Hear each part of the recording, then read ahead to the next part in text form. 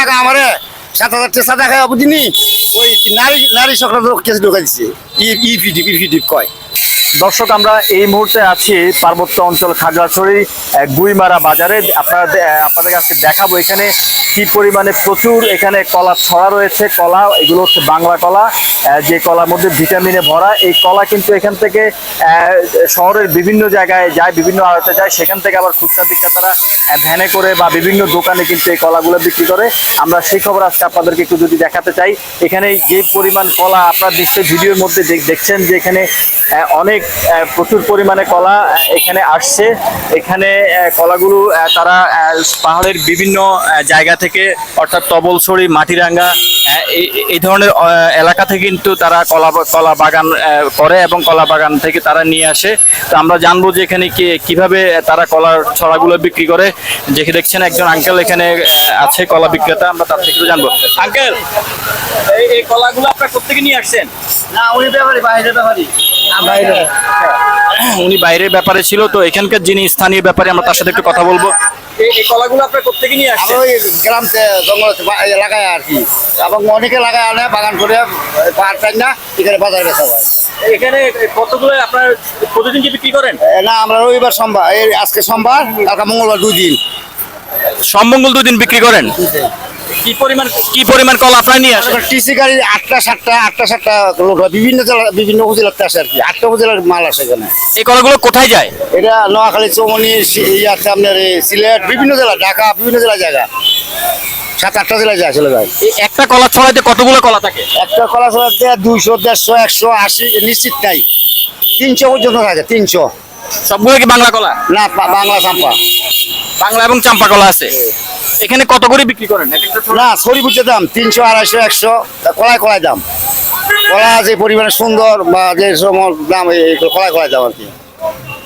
আপনারা কি ন্যায্য মূল্য পাচ্ছেন? আমরা এখন কি যে দেশের পরিস্থিতি বিবেচনা করা যা আসে তাই তো পাই। আমরা ওইরকম বেশিও পাই না, কমও না, একবারে হ্যাঁ এরকম বাজার কোনো ইয়ে নাই, এরকম পরিশ্রমের পয়সা পাই না হিসাবে। আমরা ন্যায্য মূল্য পাই না, পাই না হিসাবে। যেহেতু আমরা একটা চুরি এখন এই মুহূর্তে 200 বেচতাম, 400, 250 বেচতাই না, বাজার একবারে রসাতল নিচে। আপনারা কি নিজেরাই কলা বাগান করেন? আমরা নিজেরা করি, কিনেও খরিদ করি, আমরা নিজেরা বাগান বাগিচা করি, বা আরো উপজাতিরা করে। এই কলা বাজারটাই বাজারে কত বছর ধরে বসে? এখানে আমরা 1980 সালতে এখানে 84, 95, 97 থেকে বিশাল বাজার হয়ে গেছে। আমরা 80 সাল থেকে এখানে আমরা স্থানীয়, 80, 82 থেকে আমরা চলমান আছি, অর্ধপন্ত চলমান আছি।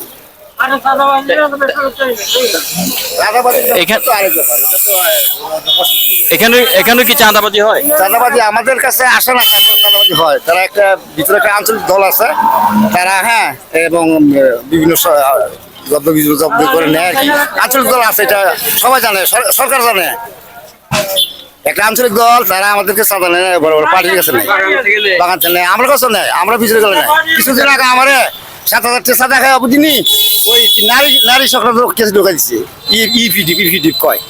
আমার 63 বছর আমি এই জেলাতে বাস হয়ে গেছি, 47 বছর এই জেলাতে চলে। আমি তখন তরুণ আছি, কোনো এক্সপোর্ট নাই, পাহাড়ি বাঙালি কোনো সম্প্রদায় নেই আমার। তাহলে ওরা একটা আঞ্চলিক দল, ওদের সাথে লড়াই করে লাভ নাই। আমরা সাধারণ জনগণ, প্রশাসন বুঝুক, হ্যাঁ ওদের হিসাবে আমরা যেতাম না। ও বহু প্রশাসন আছে, এরা দেখে, নাকের ঢোকা দাতা, এরা দেখে না, এরা আসলেও দেখে না।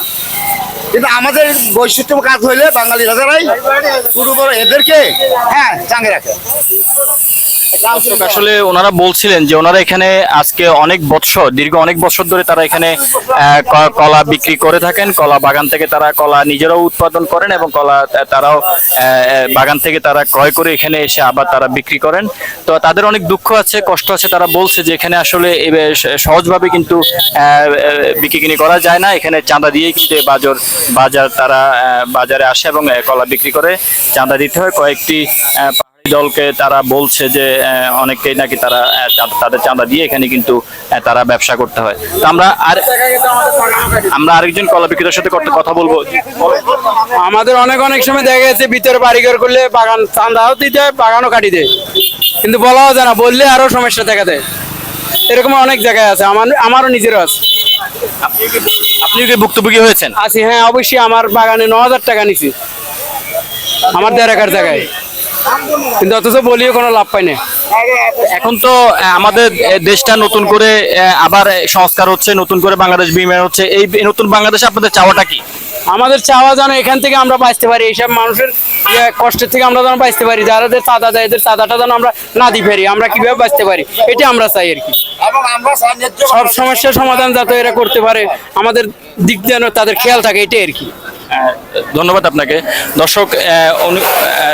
দর্শক আসলে এই যে আপনারা দেখছেন যে ওনারা কিন্তু আজকে অনেক বছর ধরে এখানে কলা বিক্রি করে আসছে এবং যে পাহাড়ের যে মৌসুমী ফল সেগুলো কিন্তু তারা এখানে বিক্রি করে থাকেন। এই বাজারটি আজকে একদিনের দুদিনের নয়, এটি দীর্ঘ 47 বছরের এই বাজার।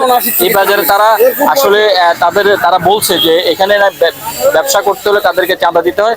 তারা কিন্তু এখন বলছে যে এই নতুন দেশ যখন বিনির্মাণ হচ্ছে, যখন এই দেশ থেকে এখন যে নতুন সরকার আছে বা আগামী যারা সরকারে আসবে, তারা কিন্তু চাচ্ছে যে নতুন একটি দেশ গড়ার, যেখানে মানুষের দুঃখ থাকবে না, কষ্ট থাকবে না, মানুষ সম্প্রীতির মধ্যে বসবাস করবে এবং মানুষ দুর্নীতি মুক্ত থাকবে, মানুষের কোনো অসহায়ত্ব থাকবে না, মানুষ ছোট বড় গরিব ধনী সবাই মিলেমিশে একসাথে বসবাস করবে। এই বসবাসের মধ্যে তারা চাচ্ছে যে এই ধরনের বাজারে বা এই ধরনের দেশের মধ্যে আরো যে ধরনের বাজার আছে, যারা খুচরা ব্যবসায়ী আছে বা যারা ছোট ব্যবসায়ী আছে, বসে ব্যবসায়ী আছে, তারা যেন সুন্দরভাবে ব্যবসা করতে পারে, তাদের কিন্তু এটাই চাওয়া, তারা এটাই কিন্তু বলছেন। তো দর্শক, এই যে পার্বত্য অঞ্চলের খাগড়াছড়ি গুইমারা থেকে এই যে মৌসুমী ফল, আরো কলা, আনারস, কাঁঠাল, এই ধরনের ফল যে বিক্রি হচ্ছে, এই বিক্রেতাদের দুঃখে কষ্টের খবর আপনাদেরকে জানাচ্ছিলাম। এই ধরনের আরো নতুন নতুন খবর নিয়ে আপনাদের সাথে থাকবো। সেই পর্যন্ত সাথেই থাকবেন, পাশেই থাকবেন।